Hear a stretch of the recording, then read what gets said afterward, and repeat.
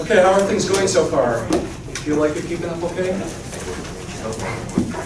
A lot of the journals, kind of a lot, especially these first couple chapters, again with the completion problems. You're doing them all, these first couple chapters, but after that it's going to be about half of them. Except when there's an odd number like 7 of them or something, then you'd be doing 4 of them, so it can be a little bit more than half. So that does get better though. The material does continue to progress in difficulty. I'd say the hardest chapters for us will be chapter 5 and chapter 8. So we'll pass halfway through the semester, and then the end of the semester are the most difficult subjects of the class. Did I mention to you guys the 0.9 repeating the first one? Did I talk about what happened, my story? I talked about it with my Calc 2 class. I did say it? I see it for Calc 2. Oh, you, okay. I've never You heard have of this that. Calc 2, okay. So really stuck with me all these years. 0.9 repeating does equal 1, you know, right? That is true. How would you prove it? Well, this isn't really a rigorous proof by our standards, but let's go ahead and do it anyway. If you want to convince your future algebra students if you're a teacher. So let's let x equal 0.9 repeating. Then I guess that means 10x would equal 9.9 repeating. Subtract the bottom from the top, you get 9x equals 9. Right? Everything cancels, so x equals 1. Is that convincing to you?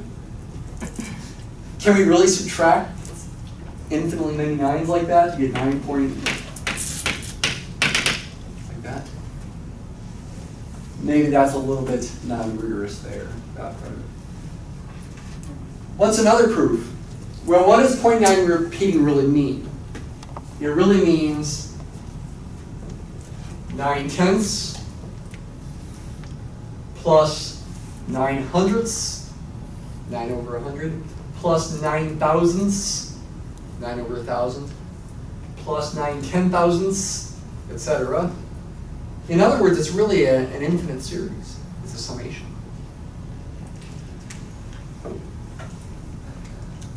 And in fact, it's a geometric series.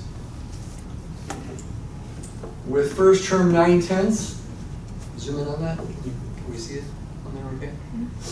First term 9/10, and the common ratio of 1/10. You got to multiply each term by 1/10 to get the next number in the sum. And you should know that geometric series converge to a over 1 minus r. Mathematics is saying the answer is 1, and in fact, if you plug in a equals 9/10 and r equals 1/10, you do get 9/10 for 9/10, which is 1.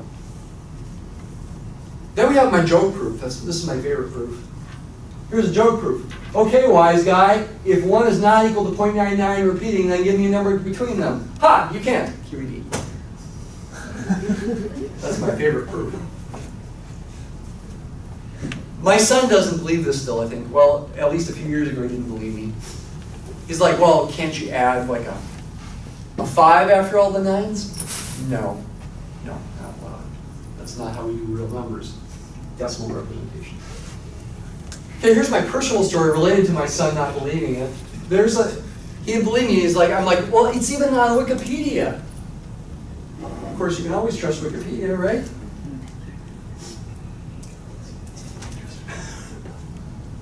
In other words, the symbols 0.99 and 1 represent the same number. See? He's like, Dad, yeah, you can't necessarily trust Wikipedia. I'm like, come on. It's pretty good here. It's usually okay. We were reading through this introduction. We got down to this line. The equality 0.9 repeating equals 1 has long been accepted by mathematicians and is part of a general mathematical education. And he jumped on that and said, hey, Dad, look, it's long been accepted. That doesn't mean it's true. It could be up for debate. I made a Wikipedia account.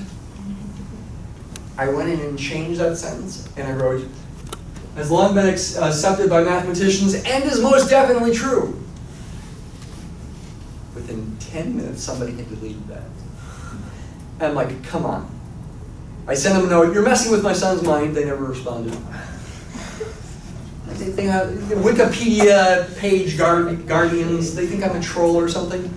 No, they're messing with my son's mind and other people's minds. Well, I'm going to accept it, it's true. You should also know that any truncating decimal, 4.257, which really means that, where the zeros repeat, has an alternative representation as well, like this. Those are the same numbers. Where the zeros and the nines go on forever. Decimal representations are useful, but they're not good enough to define real numbers. We don't even know, well, I mean, you can define them if you defined infinite series and what it means for them to converge, but you need the completeness axiom for that anyway, for the theory of that. So decimals are useful, but yeah, we don't want to use them in this class for definitions and proofs at least. We saw that square root of 2 is irrational. Actually, square root of 3 is also irrational, and in fact, square root of p is irrational for any prime p. That shouldn't be surprising. How would you prove that square root of 3 is irrational? I'm not going to prove it because it would take too much time and you've got a lot to do today. But let's think about the idea of the proof. It would be the same kind of proof that we did with the square root of 2 being irrational. Do it by contradiction. Assume to the contrary that square root of 3 is rational. So it equals p over q for some integers p and q don't have to be prime. Though they can be taken to be relatively prime without less generality. And in particular, they can be taken to not both be multiples of 3. Because if they were multiples of 3, you could cancel 3's. You could reduce the fraction. So that's the key here. You'd square both sides and you get this. You'd ultimately get p squared is 3q squared, so that p squared is a multiple of 3. 3 being prime, that's good enough to say p itself is a multiple of 3. 3 is a factor of p, right? Because if p didn't have a factor of 3, its square would not. P would be 3 times k for some integer k. You'd plug that in. You'd ultimately get q squared is a multiple of 3, and so therefore q would be as well, but that would contradict your assumption that this is reduced. What about square root of 6? 6 is not prime, but it's also not a perfect square. Is that irrational? I claim it is. Assume to the contrary that square root of 6 is irrational. Square both sides. Get p squared is 6q squared. Does that mean, that means p squared is a multiple of 6, but does that mean p is a multiple of 6?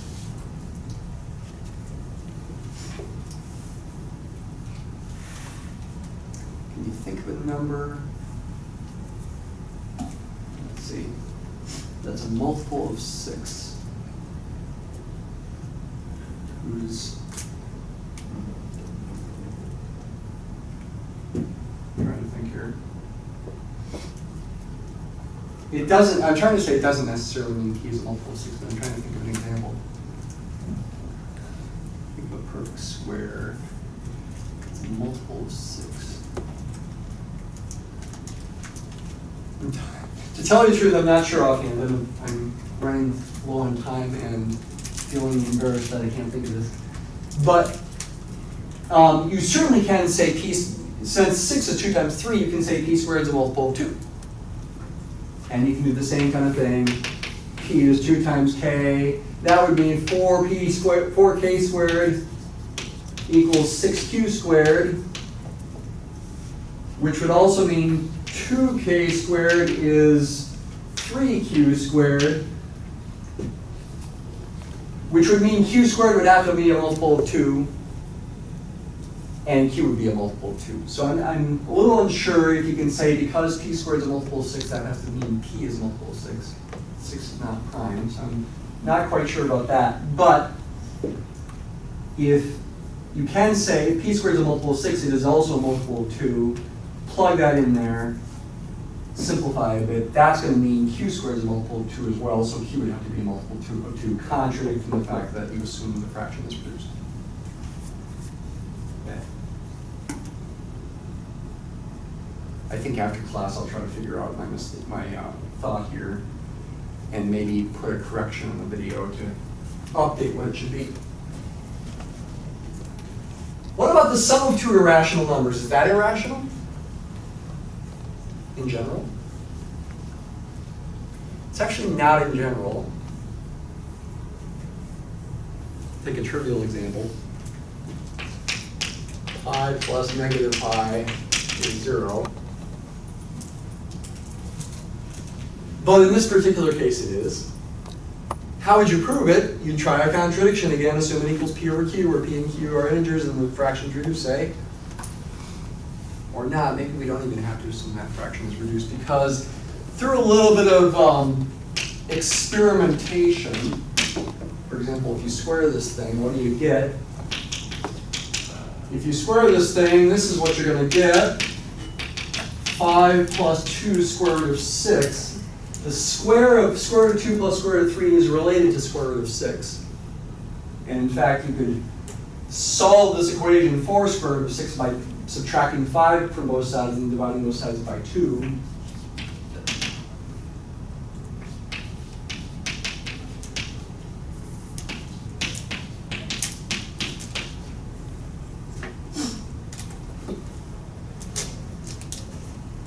And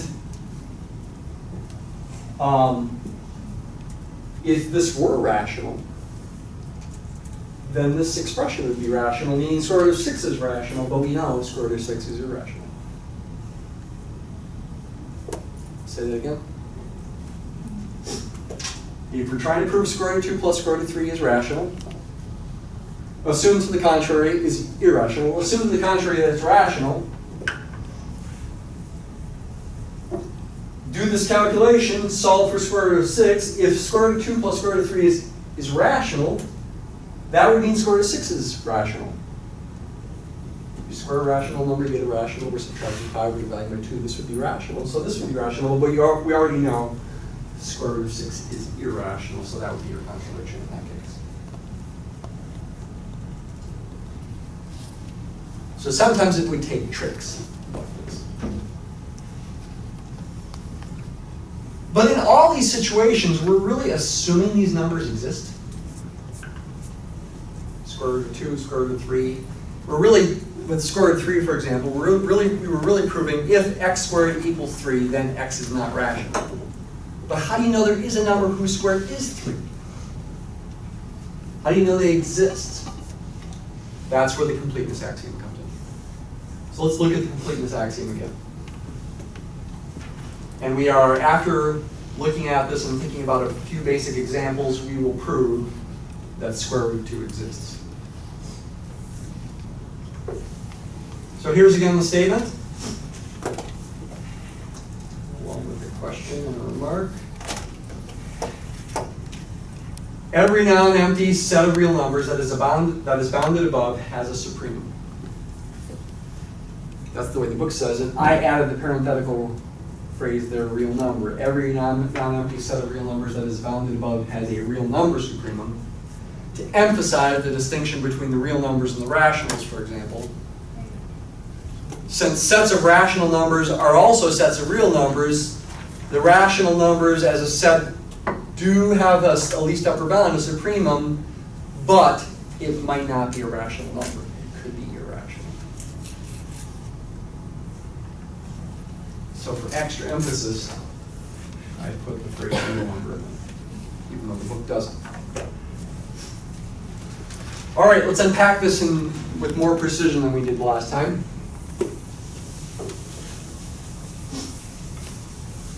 First of all, what does it mean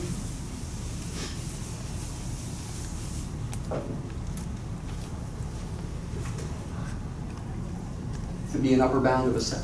For a number to be an upper bound of a set.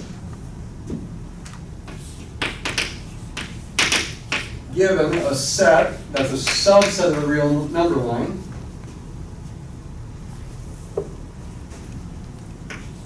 a number, call it capital M,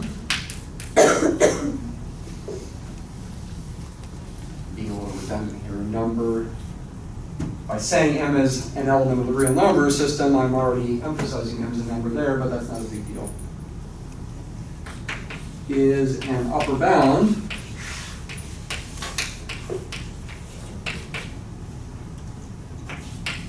for S if, do you think you could finish it here?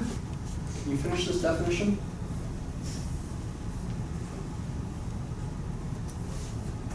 It is good to get in the habit of predicting the way a definition is going to go, at least for simpler ones. Do you think you can predict what I should write here without looking in the book?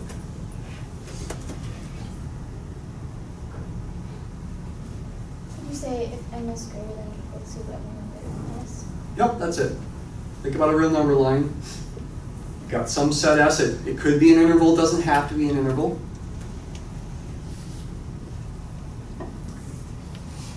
You want to say what it means for a number M to be an upper bound of S. It means it's higher. It's to the right of every number in S. Though it could equal the biggest number in S if S had a biggest number. Doesn't necessarily have the biggest number, right? Open intervals don't.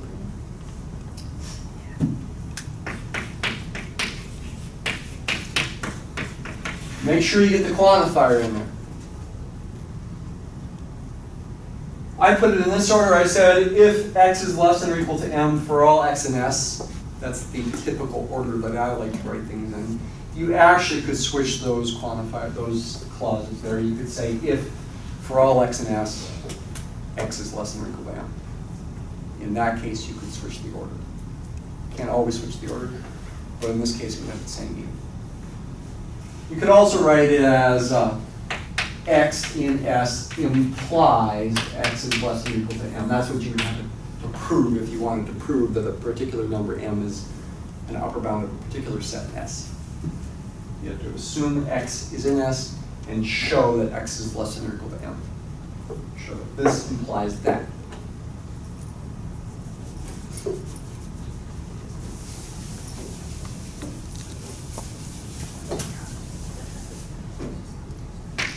A set S in R is bounded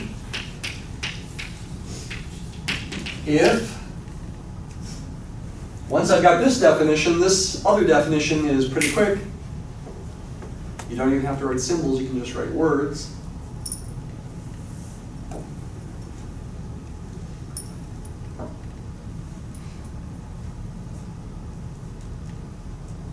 Oh, sorry. Bounded above, that's what I meant to say. If There's just a well, we're not going to get there too quickly here. If there exists an upper bound, if it has an upper bound.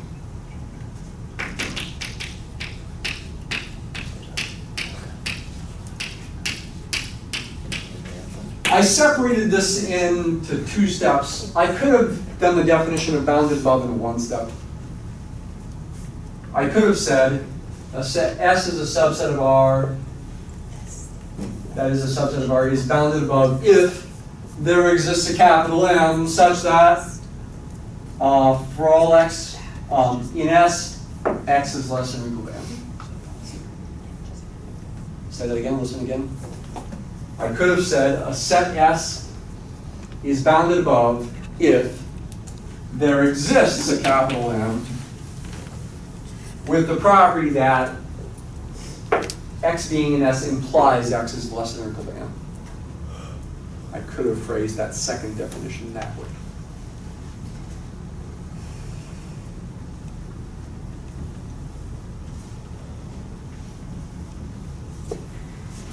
So, the completeness axiom starts by saying every nonempty set of real numbers that is bounded above has a certain property.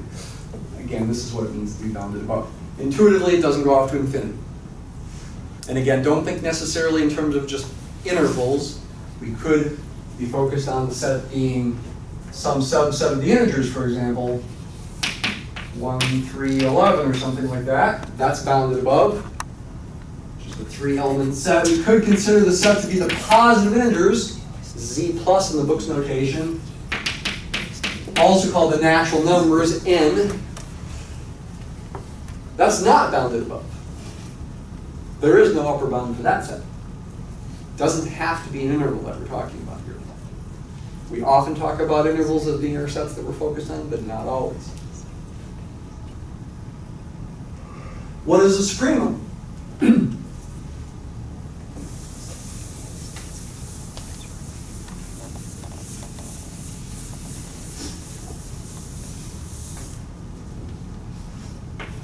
A number, well, okay, I want to put the word number in there again. I think I'll get rid of the word A.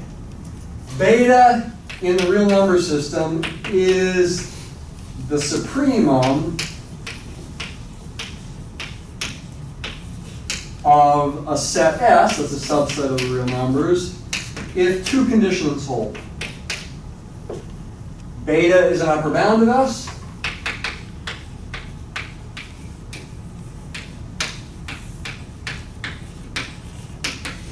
That's the first condition. Second condition is beta is the least upper bound. Any number less than beta is not an upper bound of S. Alpha being less than beta implies that alpha is not an upper bound of S.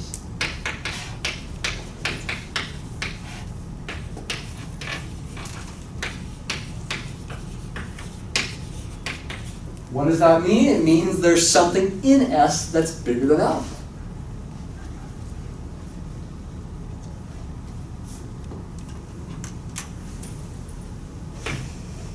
Can you see it way down there?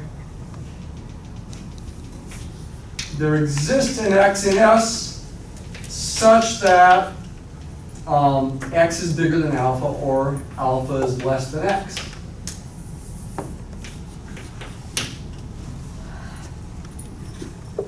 Get the whole thing?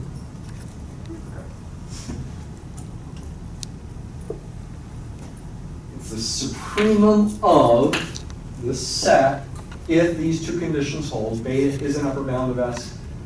Any number less than beta is not an upper bound of S. No matter how close these are together.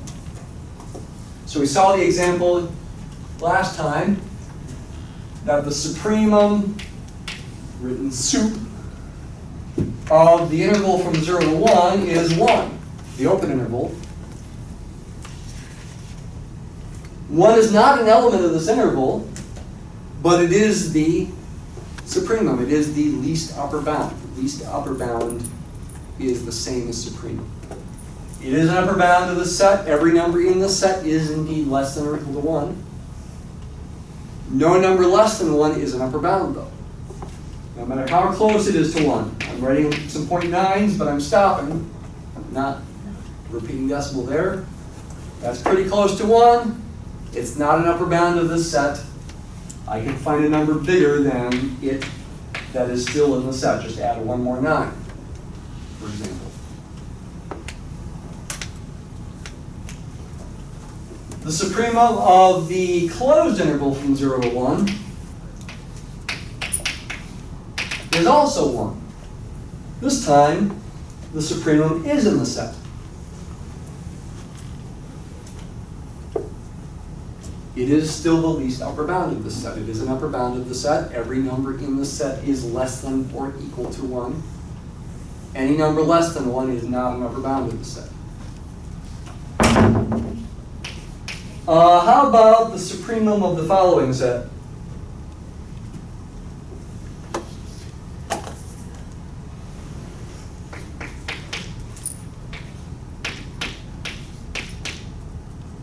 I will typically use fancy n for the positive integers, the natural numbers. The book uses z plus. I mentioned that a few minutes ago. What's the sup of that set?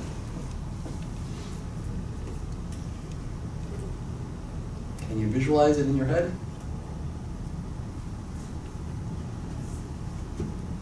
Anybody know the answer?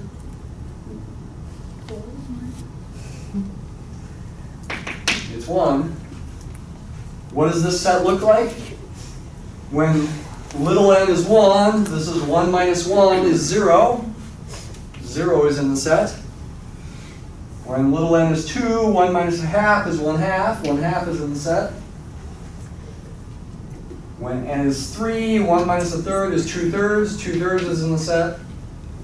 1 minus 1/4 is 3/4. That's in the set. 4/5, 5/6, etc. That's 0.5, that's 0.6 repeating, 0.75, 0.8, 0.83 repeating. Here's 1. Do they ever get to 1? No. 1 is not an element of this set, but it is the supremum. It's an upper bound of all these numbers. Here's 1. Every number in this set is less than or equal to 1. No number less than 1 is an upper bound, no matter how close. Say 0.99999. 99,999 over 100,000. Can you choose little n big enough to be bigger than that? It is possible. You just have to solve an inequality here.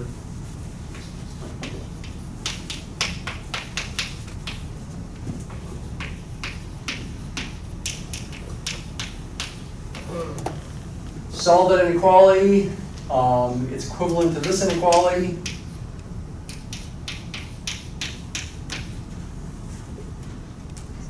Right? I added 1 over n to both sides, and I subtracted 0.99999 from both sides, and also just changed the direction of the inequality. That's equivalent to n being bigger than 100,000. So any integer bigger than 100,000 will make 1 minus 1 over n bigger than that.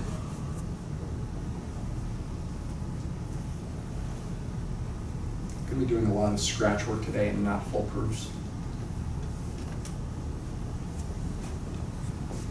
Very soon we're going to prove Sqrt to exist, although it won't be a full proof. It'll mostly just be scratch work.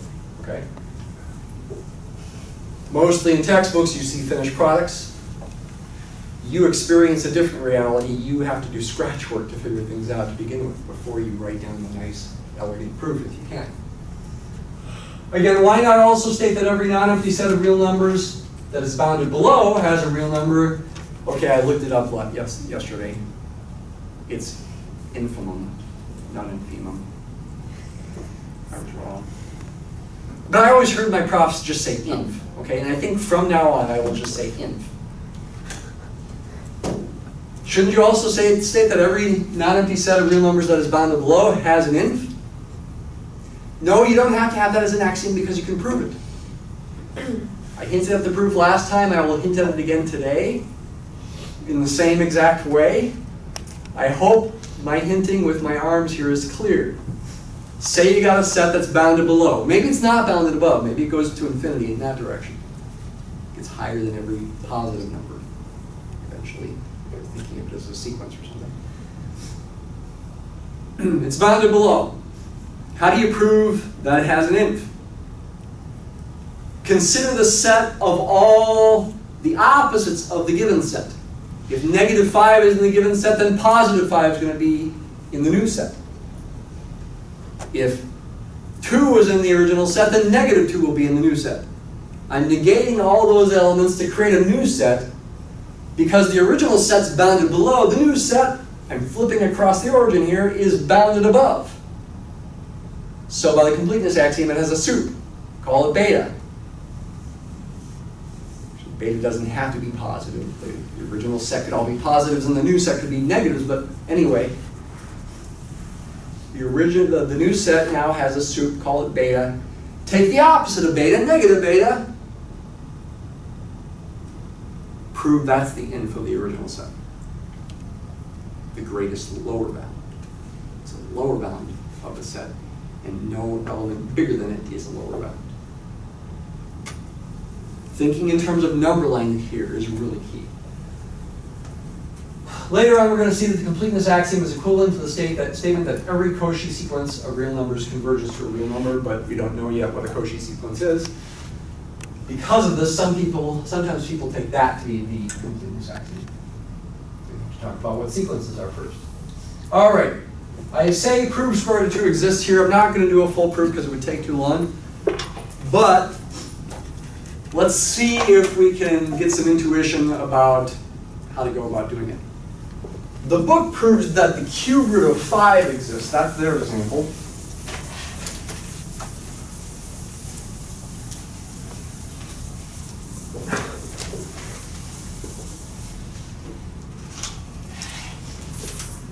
Scratch work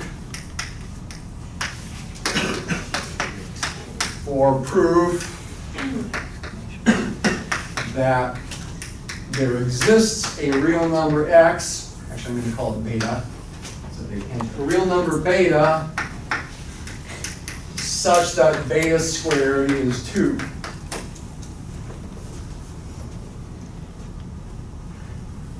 The field and order axioms are not sufficient. You need the completeness axiom to prove this. The rational numbers satisfy the field and order axioms, but we know if the square root of 2 does exist, it's not rational. So it's got to be the completeness axiom that's going to do it, if anything. What do you think about the overall strategy? What do you guess might be the best overall strategy, big picture-wise?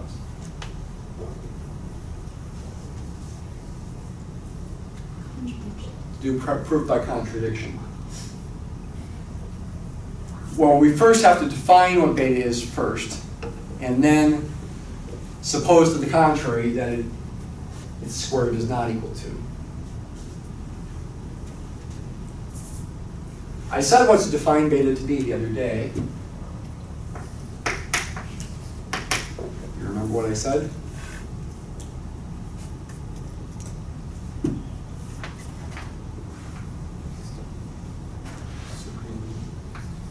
Supremum sup of a certain set. The set of all real numbers satisfying the property that their square is less than 2. Now, in writing that equation, I'm really already using the completeness axiom.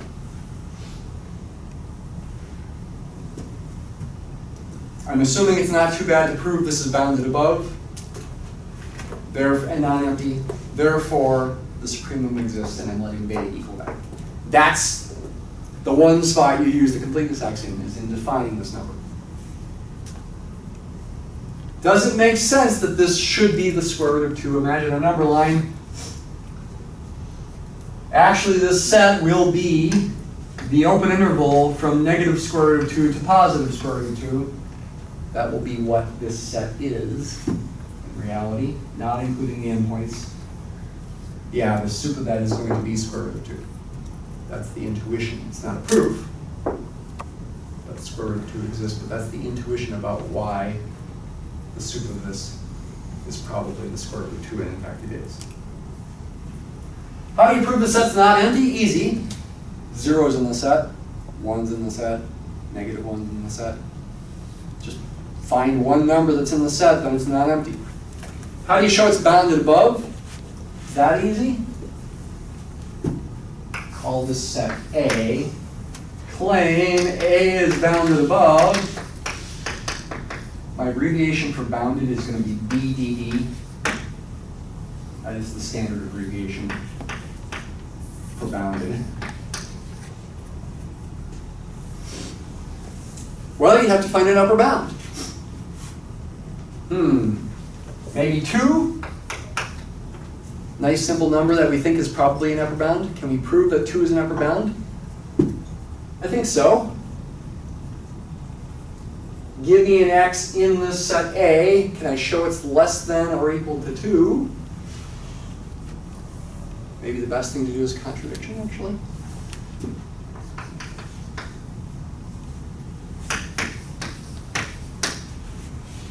By 2, for example. if x is in A and x is greater than or equal to 2, let me just say greater than, then what?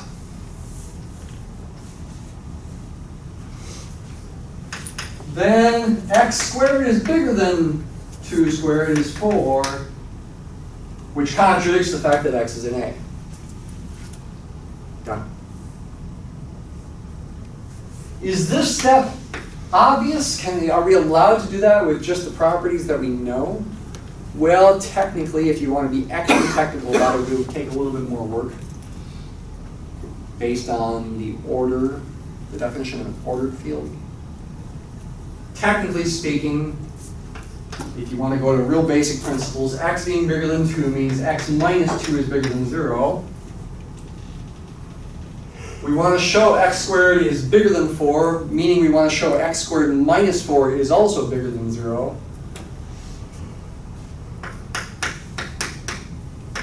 But x squared minus 4 is x minus 2 times x plus 2.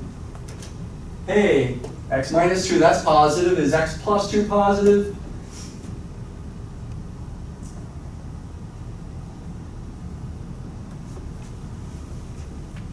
Well, that could be tricky. We know x is bigger than negative 2. I mean, we do know it, but we haven't proved that. Maybe I should say this to begin with. I can add that condition in there and consider that to be set A. Let's change things. This is the kind of thing that happens when you're doing scratch work, right? Try something, you're not quite sure if it works, maybe change it a little bit to make sure it works. That'll make that positive too, by making that change, for sure. I mean, it would have been true even without putting that there, but to make it blatantly obvious, put that there so that this is now positive. The product of two positive numbers is positive. That's one of the properties of an ordered field. That's one of the defining properties. Okay, so that would be the, if you want to be extra picky about it, that would be the extra work to do to show that this implies that. Do you have to do that extra work from now on? No, actually. Only when we were thinking about the ordered field properties right to begin with did we worry about that kind of thing. From now on, you can know that if x is bigger than 2, then x squared would be bigger than 4. If x is bigger than 3, then x squared would be bigger than 9. You don't have to prove it from the ordered field properties.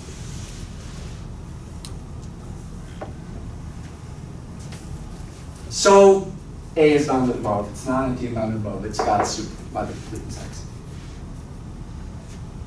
Wow, that's the easiest part of the proof. What about the rest? And again, we're not really writing out the proof here. We're just thinking about the idea of the scratch work. By the way, if you include scratch work on your homework, it's okay, but I'm not going to grade it. I'm going to grade your actual proof. So make sure it's separate. Label it scratch work, label the proof with the word proof. It's fine if it's there. I don't need to see it, but I'm only going to grade the proof itself. Now go by contradiction. Assume to the contrary that beta squared is not 2.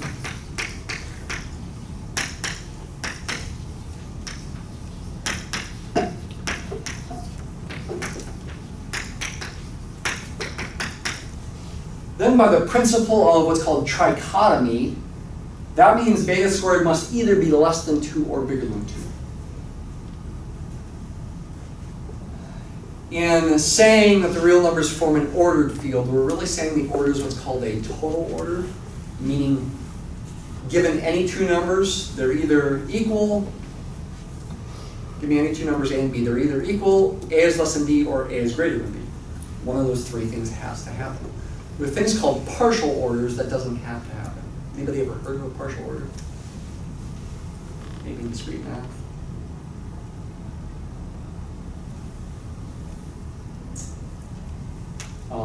Tree structures basically are what partial orders are about. If you've got a hierarchy, you can say the top thing is the greatest thing. But And it's bigger than everything else, but everything else might not, if you take two different branches, this might not be related to that. You might not be able to say one is greater than the other. A partial order. There's really two cases here. Case 1, beta squared is bigger than 2. Case 2, beta squared is less than 2.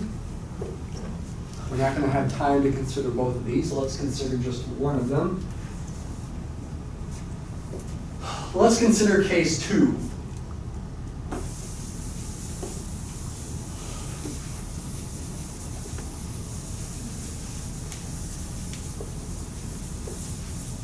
Probably shouldn't have erased A there.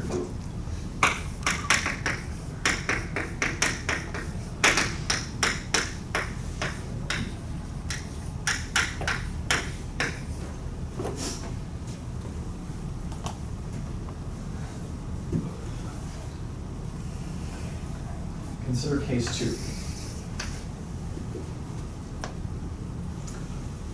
Any intuition about what a contradiction is going to be? How to go about getting a contradiction? In your mind, thinking intuitively, beta squared being less than 2 can't be true. If it were true, that would mean beta is less than the square root of 2, which we're trying to prove exists.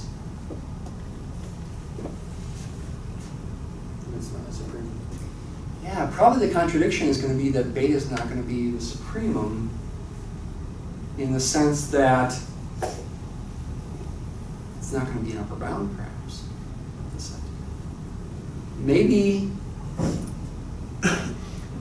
there's an element of the set A here that's bigger than beta, and its square is still less than 2. So it's in the set, but it's bigger than beta, so beta would no longer be an upper bound of the set. How would you find such a number? A little scratch work.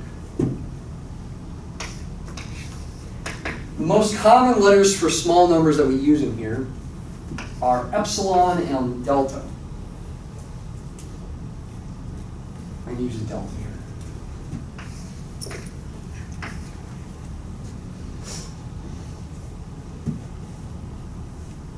The book uses the letter H in their example. But these are the most common letters used in real analysis as being things that are small. Okay, at least that's what we're imagining.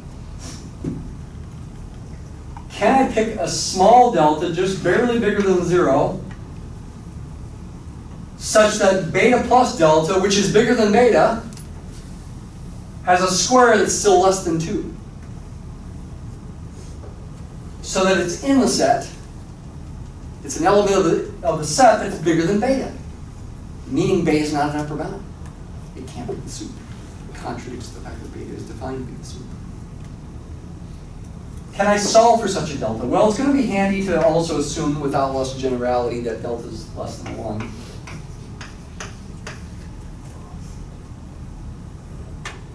It's going to be helpful. Just do a little algebra. That's the only thing you can do here. Go ahead and expand this out.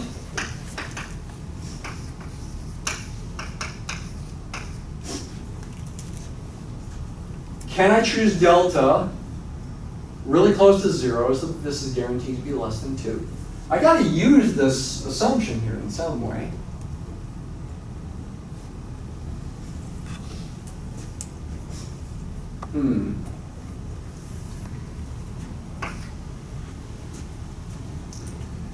It also doesn't hurt to know that beta is less than 2, for example. We already noted that this set was bounded above by 2. We know that beta is certainly less than or equal to 2. I got to keep the square in there, the beta square, because I had to use that somehow. But maybe this beta would not be nice to get rid of. In fact, replace it by a 2. To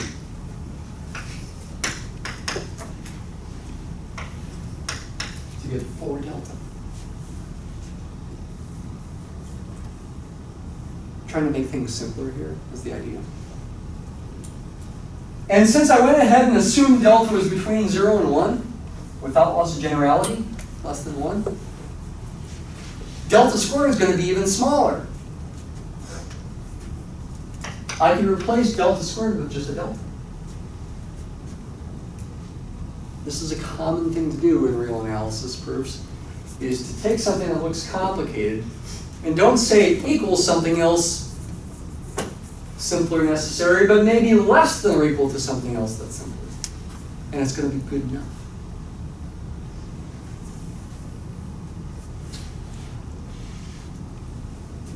This equals beta squared plus 5 delta.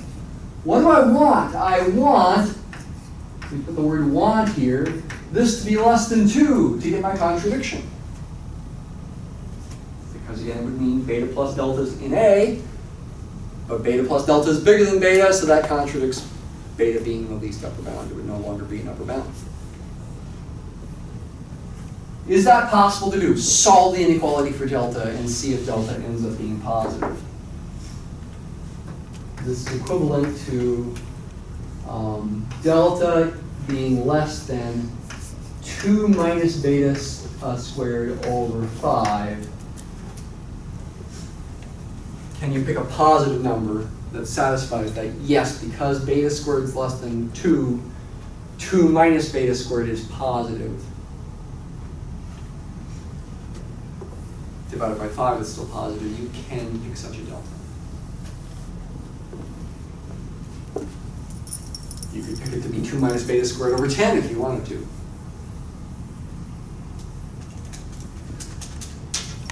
So you're going to get a contradiction. How would you write this out nicely?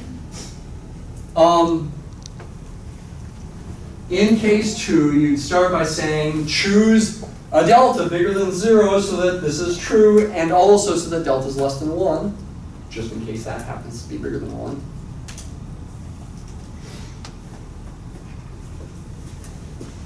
Then go through this calculation, ultimately saying this is less than 2. That would mean beta plus delta is an element of A, which would contradict the fact that beta is an upper bound of A. We've got a number bigger than beta that is in A.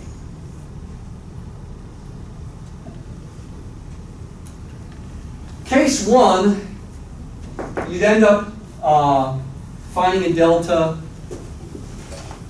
so that beta minus delta squared is bigger than 2.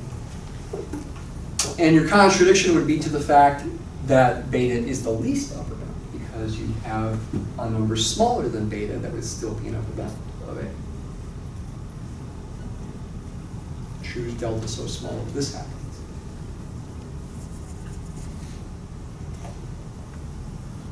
Feel like you got a glimmer of understanding there? It's easy to sort of feel like you got a glimmer, and then all of a sudden 10 minutes later you've completely forgotten. And you got to kind of work through it again, okay? I think about this kind of proof like once a year when I'm teaching this class, and I typically have to rethink it through each time. Okay, I don't just remember everything just like that. It's a pretty hard proof, pretty tricky. Could this proof show up on the test? Well, if it did, I'd probably give you hints, guidance, and you'd be filling in those steps or something like that. Proofs on tests should be typically easier. And again, even on tests, I'm grading your finished proof. I'm not grading your scratch work. Well, I'll give you some partial credit for just doing scratch work.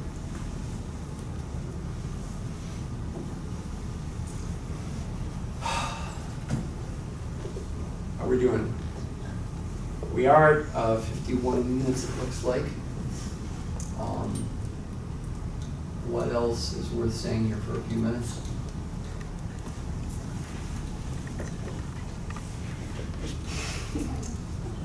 We already talked about these things last time: fields, ordered sets, ordered fields, the triangle inequality. I'll just re-emphasize the triangle inequality is super important. You're going to need it on a lot of proofs for the entire semester. Let me just end by focusing on this fact here. You're going to read about some other stuff. Maybe, in fact, I think based on what I've told you to read, you should have already read about this. There's something called the Archimedean property. of the real number system that follows from the completeness axiom. If you haven't read about that yet, make sure you do before next class period, which is what, 5 days from now? Labor Day next Monday. That's a pretty important thing. Well, let's focus on this. Density. This is actually not in the book, in the main part of the book. It is an exercise. A set A, that's a subset of the real numbers, is said to be dense in the real numbers if it's intuitively kind of like everywhere. That's not very precise, though. Here's the precise definition. For any x, any real number, whether rational or irrational, and any positive number epsilon that could be very small, epsilon and delta are common letters to use for small things. It doesn't have to be small, but it could be. For any real number, there's some point of A that's within the epsilon of that given real number.